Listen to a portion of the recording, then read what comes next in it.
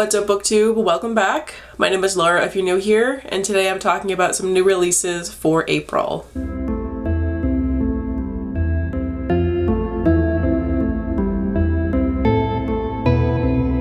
Of course, the day where I finally have the energy to film again and it's overcast and therefore my lighting is going to look god-awful. What can you do? Before we get started, just real quick, you're gonna hear me say this over the next couple of videos, but I'm just getting over having COVID right now, so I'm aware that I sound very congested and awful. I apologize. Let's see how long I can get through filming before I go into a coughing fit.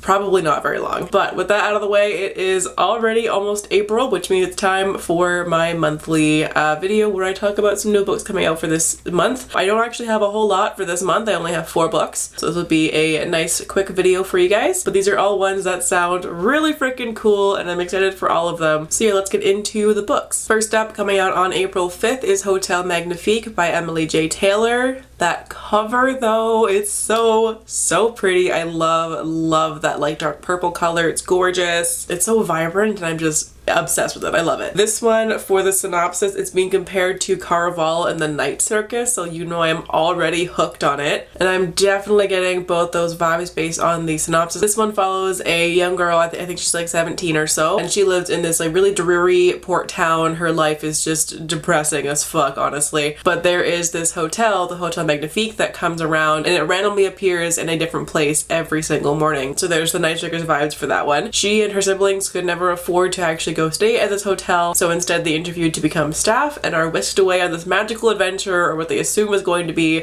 but turns out to be a dark and terrifying nightmare once they're actually inside. But their contracts are unbreakable and so they're stuck there, and so the main character teams up with the apparently very handsome doorman, so you know it's going to be a romance there, to try and save everybody who works there from the cruelty of the person who owns the hotel. And it sounds like it's going to be this really dark, enchanting kind of fantasy. I'm so excited for it.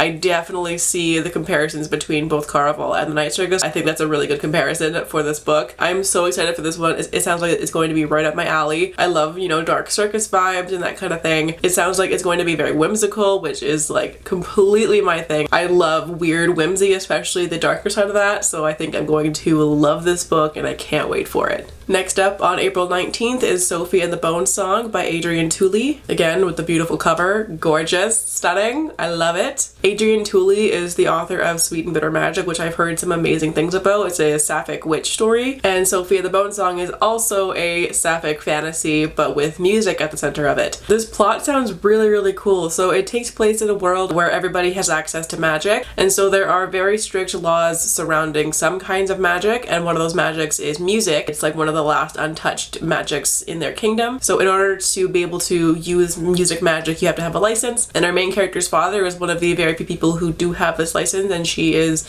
training to follow in his lead when she grows up. But then on the day of her father's death, when the new music magician is going to be chosen, a random girl shows up who has never before played music, and she ends up stealing the show and winning the title of the music magician. So the main character sets off on this quest to prove that she was using illegal magic and that the title should actually be hers, but then they end up falling in love with each other. There is a whole bunch of other things happening here. There's like political intrigue, all these things. It sounds like it's going to be a very unique plot. I don't often find books that have music as a like major plot device, so it'll definitely be an interesting one, very unique. And you know that I'm a sucker for a sapphic fantasy, so like obviously I'm gonna like it. Also on April 19th is Go Hex Yourself by Jessica Clare. This one is an adult rom-com with a witchy twist to it, which I love that this genre is becoming popular with the romance books. There's been a couple that have been released in the last year or so, and they're such a good time, so I'm excited to see more of them coming out. This one follows a woman who thought she was applying to work at a like magic store or like a game board kind of thing, but turns out she accidentally applied to be the familiar of an actual witch. So she takes the job anyways because she needs the money, and she ends up having a pretty good time doing this, except for the witch's nephew, who is just like the most arrogant asshole ever, and they do not get along. But when somebody is targeting the household and trying to put a hex on them,